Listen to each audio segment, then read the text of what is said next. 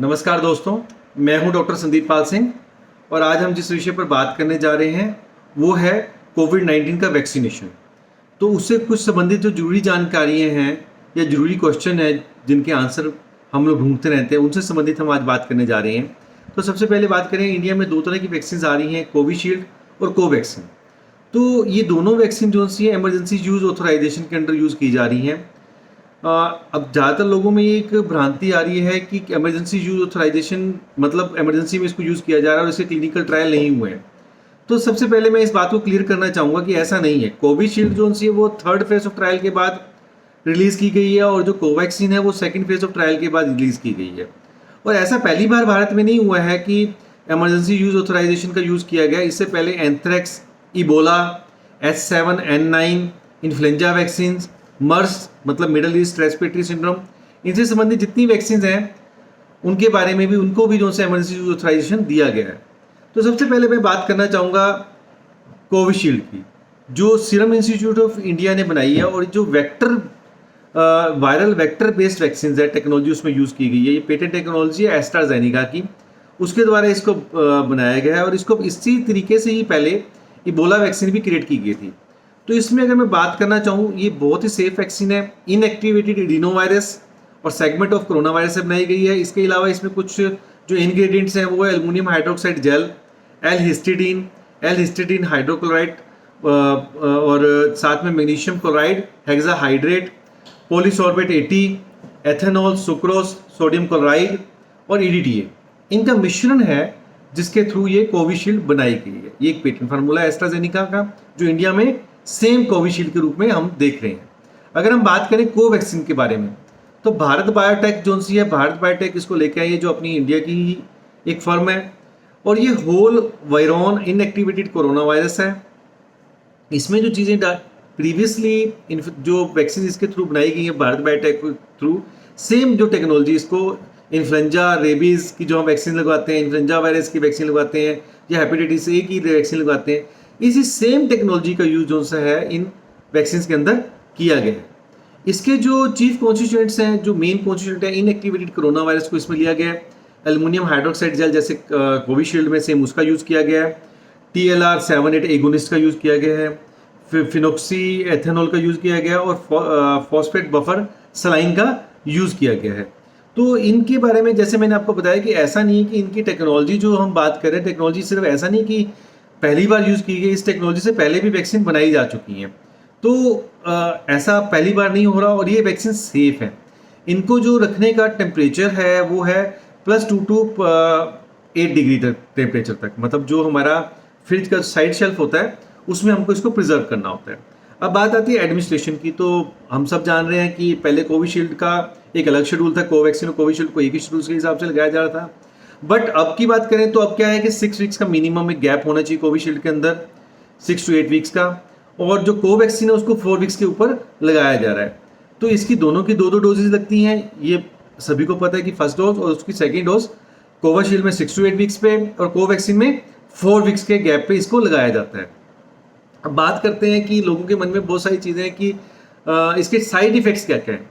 तो मैं कुछ साइड इफेक्ट उनकी बात करूंगा जो कोविशील्ड और कोवैक्सीन दोनों के साइड इफेक्ट्स हैं। तो सबसे पहले पे है कि साइड पे टेंडरनेस, मतलब जिस जगह पे लगाई जाती है, बाजू में ये लगाई जाती है, तो उस जगह पे हाथ लगाने पे आपको दर्द होगा। इसके अलावा बॉडी एक्स, शरीर में दर्दें, फटीक, थकावट, बहुत तरह एक अलग तरह की थकावट, शरीर में दर्दें, माइल्ड या बहुत तरह की पेन, शरीर में दर्दें होना, अर्थेल्जिया, जॉइंट्स में पेन होना, नोजिया, उल्टी का कभी कभी बीच बीच में मन होना या वॉमिटिंग हो भी जाना, फीवर, चिल्स, इस तरह की बहुत सारी चीज़ें हैं जो दोनों में कॉमन है। लेकिन कुछ चीज़ें मैं आपको बताना चाहूँगा जो दोनों में अलग भी हैं, जैसे एब्डोमिनल पेन ज़्यादातर कोवैक्सीन के साथ देखी गई, ट्रेमर्स, हाथ पैर का कांपना, दैट इज ट्रेमर्स, और स्वेटिंग, बहुत ज़्यादा पसीना आना, डिजीनेस, गिडीनेस, बहुत ज़्यादा चक्कर आना, खड़े होने पे आंखों के सामने अंधेरा आना, और कोल्ड और कफ, ये खासकर कोवैक्सीन के साथ देखा गया।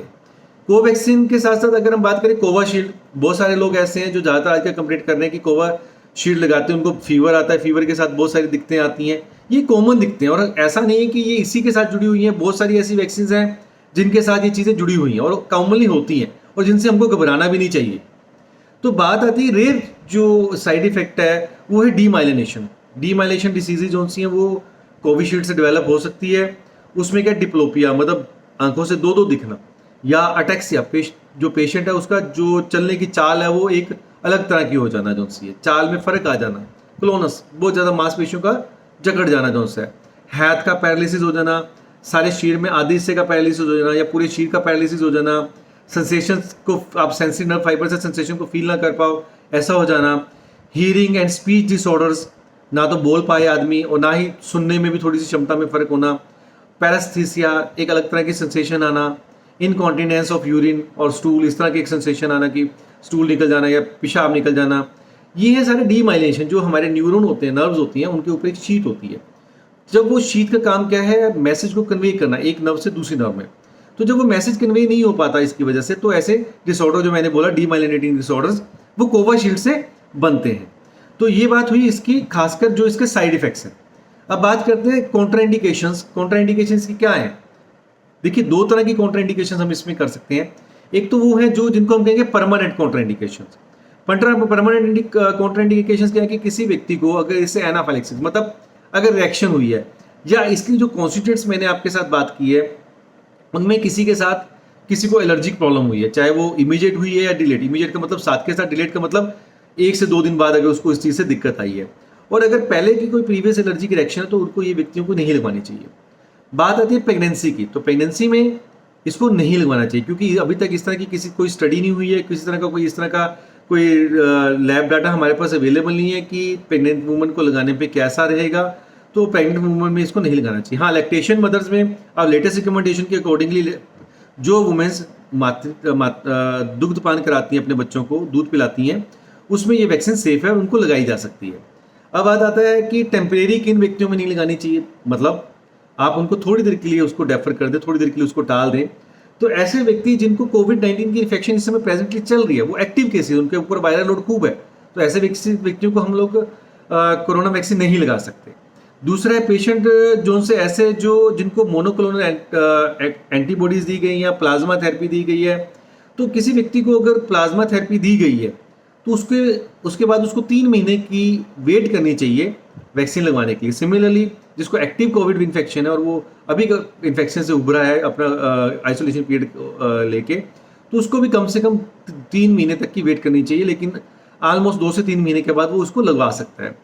फिर ऐसे पेशेंट जो हॉस्पिटलाइज्ड हैं, किसी भी कारण से हॉस्पिटल में दाखिल हैं, अनवेल हैं, वो ठीक नहीं है, तो ऐसे पेशेंट्स में भी इम्यूनिटी रिस्पॉन्स को देखते हुए उनको इस चीज़ को थोड़ी देर के लिए डिले कर देना चाहिए जब तक वो ठीक नहीं हो जाते हैं।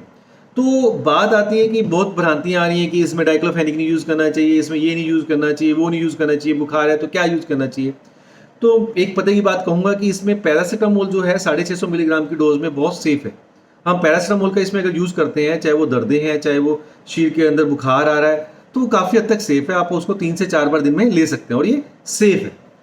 अब बात आती है कि कुछ लोग क्वेश्चन पूछते हैं कि क्या हम जो खासकर है अल्कोहल ले सकते हैं इसके साथ, मान तो किसी ने कोरोना वैक्सीन लगवाई है तो ऐसा कोई अभी तक हमारे पास एविडेंस नहीं और ऐसा कोई अभी तक रिएक्शन का कोई ऐसा केस नहीं आया जिसके बेस पर हम ये कि पेशेंट जिसने कोविड वैक्सीन लगवाई है वो अल्कोहल या ड्रिंक नहीं कर सकता।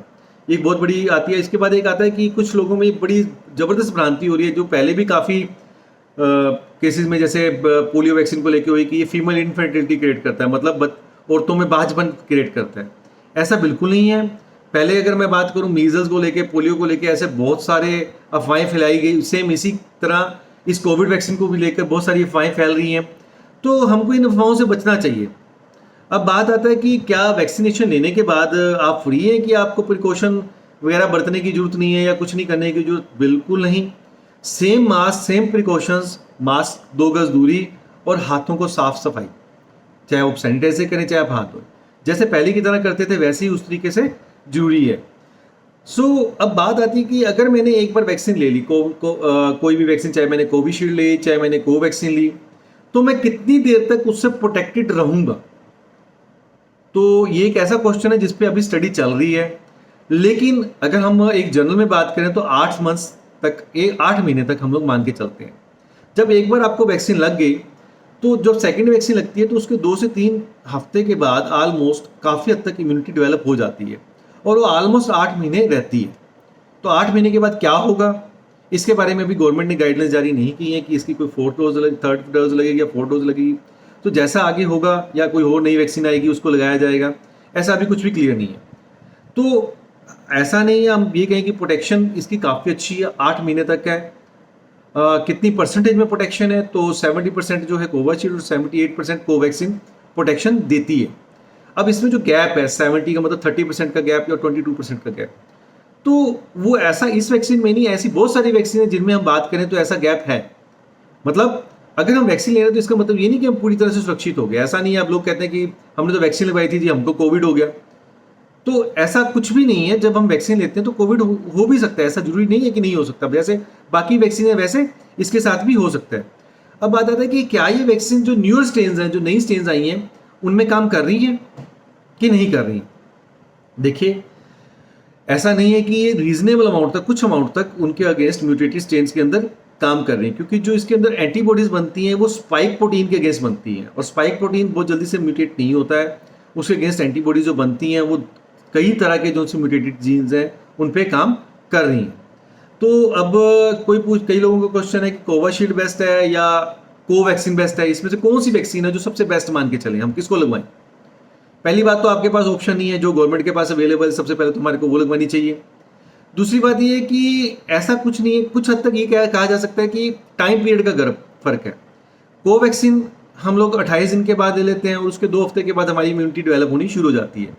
लेकिन कोविशील्ड की बात करें तो 42 दिन मिनिमम पीरियड जो है, मतलब 6 से 8 हफ्ते, उसके भी आगे 2 हफ्ते, तो उसके बाद हमारी इम्यूनिटी डेवलप होती है। सर इतना फर्क है, इसके ज़्यादा कोई फर्क नहीं है एफिकेसी के अंदर जो है। तो अब एक क्वेश्चन आता है कि मैंने आपको बता दिया 2 से 3 हफ्ते तक के अंदर इम्यूनिटी डेवलप हो जाती है। क्या फर्स्ट शॉट से किसी तरह की इम्यूनिटी डेवलप होती है, ऐसा है कुछ बिल्कुल है। अगर एक शॉट भी ले रखा है तो हमारे अंदर 51 to 52% तक इम्यूनिटी डेवलप हो जाती है। तो ऐसा कोई टेस्ट मैं बात करना चाहूँगा, कई लोगों का क्वेश्चन है कि ऐसा कोई टेस्ट है कि बहुत लोग हैं, ऑलमोस्ट अगर मैं इंडिया में गिनती करूँ तो 60 लोगों की एक डेथ रिपोर्ट हुई है टोटल कोविशील्ड या कोवैक्सीन लगाने से। तो ऐसा कोई टेस्ट जो हम इनमें कर सकते हैं, ऐसा है कुछ, बिल्कुल है। CRP क्रिएटिव रेक्टिव प्रोटीन, लेकिन क्रिएटिव रेक्टिव प्रोटीन का ये मतलब नहीं कि किसी व्यक्ति का क्रिएटिव रेक्टिव प्रोटीन बहुत ज़्यादा बढ़ा हो तो हम उसको वैक्सीन अवॉइड करें। कई केसेस ऐसे जैसे रूमेटॉइड आर्थराइटिस है, कई केसेस में या किसी तरह की कुछ सोजिश है, उसमें भी CRP प्रोटीन बढ़ जाता है। लेकिन एक नॉर्मल व्यक्ति में अगर CRP प्रोटीन बढ़ रहा है, अगर उसकी वैल्यू 6 से ज़्यादा है, तो ऐसे केस में सोच समझ के लगानी चाहिए या उसको थोड़ा डेफर करके जब तक उसका नॉर्मल ना आ जाए तब तक नहीं लगानी चाहिए। कहने का मतलब है कि अगर आपको ऐसा लगता है कि व्यक्ति को मोर्बिड कंडीशन, डायबिटीज़ है, शुगर है या इस तरह की बीमारियों, शुगर के साथ साथ कोई हार्ट की बीमारी है, अगर ऐसा कोई व्यक्ति आपके पास है और वो वैक्सीन लगवाना चाहता है तो वो एक CRP एक छोटा सा टेस्ट है, उसको करा के अगर वो नॉर्मल है तो अपनी वैक्सीन लगवा सकते हैं। अब बहुत सारे लोगों का क्वेश्चन है कि जिनको BP की प्रॉब्लम है, शुगर की प्रॉब्लम है, हार्ट की प्रॉब्लम है, या किडनी की बहुत लंबे टाइम से कोई प्रॉब्लम चल रही है, या लिपिड्स की बहुत प्रॉब्लम है, तो क्या उनमें ये सेफ है? बिल्कुल सर, ये बिल्कुल सेफ है। मैंने आपको अभी बताया कि बल्कि ये है ही उन्हीं लोगों के लिए बनाई गई है ताकि उनके अंदर इस चीज़ की प्रोटेक्शन हो सके, क्योंकि वो कोमोर्बिड कंडीशन है और ऐसे में हमारे को वैक्सीनेशन अवॉइड नहीं करना चाहिए। ऐसी खासकर अगर मैं कहूँ तो ऐसा कुछ भी नहीं है। अगर लिपिड डिसऑर्डर है, हार्ट डिसीज़ है, किडनी डिसीज़ है, डायबिटीज़ है, ब्लड प्रेशर है, तो बल्कि ऐसे मरीजों को जरूर लगानी चाहिए। और अगर ऐसी कोई मेडिसिन, कई लोगों का क्वेश्चन होता है कि ऐसी कोई मेडिसिन जो हमारे को अवॉइड करनी चाहिए वैक्सीनेशन से पहले। कई ऐसे टेस्ट होते हैं जिसमें पहले मेडिकेशन नहीं लेनी चाहिए, ऐसा किसी तरह की इंस्ट्रक्शंस नहीं है। आप जिस तरह की अपनी मेडिकेशन पहले से ले रहे हैं वैसे ही आप ले सकते हैं। कुछ मैं कॉन्ट्रा इंडिकेशन की बात करूँगा। अब कई लोगों के मन में है कि सर ये ब्लड के ऊपर, इसके कोगुलेशन के ऊपर बहुत फ़र्क है, क्योंकि जम जाता है, गाढ़ा हो जाता है, तो कोगुलेशन डिसऑर्डर में इसको लें या ना लें। तो पहले तो हमको डिफाइन करना पड़ेगा कि कोगुलेशन डिसऑर्डर किस तरह का कोगुलेशन डिसऑर्डर है। जैसे अब हीमोफीलिया है, हीमोफीलिया में क्या होता है कि एक छोटी सी भी चोट लगी तो सारी वहाँ पे इतना बड़ा ब्लड या तो ऊज आउट हो जाएगा या वहाँ से बहना शुरू हो जाएगा, रुकेगा ही नहीं, क्योंकि वहाँ पे कोगुलेशन फैक्टर हमारी बॉडी में जीन्स में ही नहीं है। लेकिन जहाँ कुछ लोग एंटीप्लेटलेट थेरेपी ले रहे हैं, या आप एस्पिरिन पे हैं, या किसी कैंसर की थेरेपी के पे हैं, तो वहाँ पे आप इसको ले सकते हैं। ऐसा नहीं है कि वहाँ पे आप ले नहीं सकते। कई चाहे एंटीप्लेटलेट ड्रग ले रहे हैं, या एस्पिरिन ले रहे हैं, या कोई कैंसर से रिलेटेड आप कीमोथेरेपी ले रहे हैं, तो ऐसे लोग भी ले सकते हैं, उनमें सेफ है। अब बात आती है साथ ही इसके साथ जो कोगुलेशन डिसऑर्डर के साथ एक चीज़ जुड़ी है वो है इम्यूनो डेफिशिएंसी। क्या जिनके अंदर पहले इम्यून सिस्टम बहुत ज़्यादा वीक है, क्या वो वैक्सीन ले सकते हैं या नहीं ले सकते? देखिए, अगर कॉन्जेनाइटल इम्यूनो डेफिशिएंसी है, मतलब अगर बचपन से इम्यूनो डेफिशिएंसी है, एक तो वो होगी, एक दूसरी है जो इम्यूनो सप्रेशन हुआ।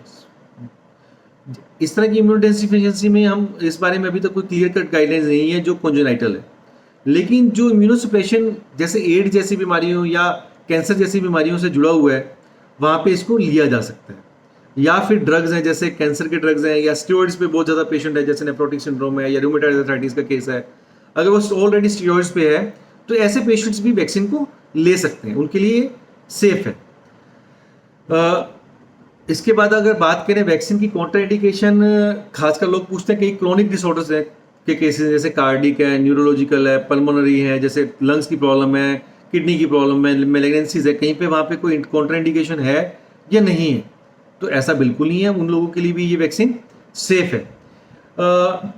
क्या अब एक क्वेश्चन आया था, महाराष्ट्र में एक ऐसी चीज़ हुई कि एक व्यक्ति को पहली बार कोवैक्सीन दी गई और दूसरी बार उसको कोविशील्ड दे दी गई। क्या ये सही है, या ऐसा किया जाए कि 2 वैक्सीन ये लगवा लीजिए, 2 वैक्सीन ये लगवा लीजिए? जी बिल्कुल गलत है। गवर्नमेंट के शेड्यूल के अकॉर्डिंग जो वैक्सीन, अगर उसको एक व्यक्ति को कोवैक्सीन लगी है तो सेकेंड टाइम भी उसको कोवैक्सीन लगेगी, अगर उसको कोविशील्ड लगी है तो उसको कोविशील्ड ही लगेगी। अब बात आती है सेकेंड डोज के बाद भी कोई किसी की जरूरत है, अभी तक ऐसा कुछ, अभी तक सेकेंड डोज के बाद थर्ड डोज की जरूरत है या नहीं है, इसके बारे में अभी तक किसी तरह की क्लियर कट गाइडलाइंस नहीं है। अब बात आती है कि क्या मेरे को फर्स्ट डोज की वैक्सीन लेने के बाद भी अगर मान लो कोई मेरे को कोविड-19 हो जाता है, अगर एक व्यक्ति ने फर्स्ट वैक्सीन ले ली और इन द मीन टाइम उसको कोरोना हो जाता है, तो उसको क्या करना चाहिए? उसको अपना शेड्यूल डेफर कर देना चाहिए, मतलब टाल देना चाहिए। उसकी जो सेकेंड डोज है उसको ठीक होने के 3 महीने बाद लगेगी जो सी है। अब आता है नेक्स्ट क्वेश्चन, ऐसा भी है कई लोगों के मन में क्वेश्चन है कि अगर हम कोविड वैक्सीन ले लेते हैं तो हमारा रैपिड या आरटीपीसीआर पॉजिटिव आएगा। बिल्कुल ऐसा कुछ नहीं है। आपके टेस्ट से और आपके कोविड वैक्सीन से एक दूसरे का कोई लेना देना नहीं है। आप बेफिक्र होकर इस तरह का टेस्ट करा सकते हैं। एक दूसरा आता है कि आपको एंटीबॉडी टेस्ट कब कराना चाहिए कोविड-19 का। अब आपने देखना है कि मेरे अंदर कितनी एंटीबॉडीज बन गई हैं, तो जब आपकी सेकेंड डोज होगी उसके 2 वीक्स के बाद अगर आप प्रॉपर आप इसको एंटीबॉडी टेस्ट कराना चाहते हैं तो आप उस टेस्ट को करा सकते हैं।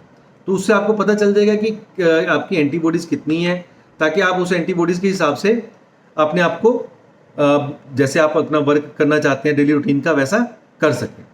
तो ये जो हमने आज बात की ये सारी थी कोविड वैक्सीन से रिलेटेड। मैंने आपको सारी चीज़ें इसमें कोशिश की है कि क्लियर करने की। फिर भी अगर आपको किसी तरह का कोई क्वेश्चन या कोई क्वेरी है तो आप उसको हमारे कमेंट बॉक्स में लिख सकते हैं और हमारे को भेज सकते हैं। अगर कोई भी आपको किस किस्म की आपको लगे कि कोई क्वेरी है तो आप इसको जरूर पूछिए। आपका बहुत बहुत धन्यवाद। Thank you.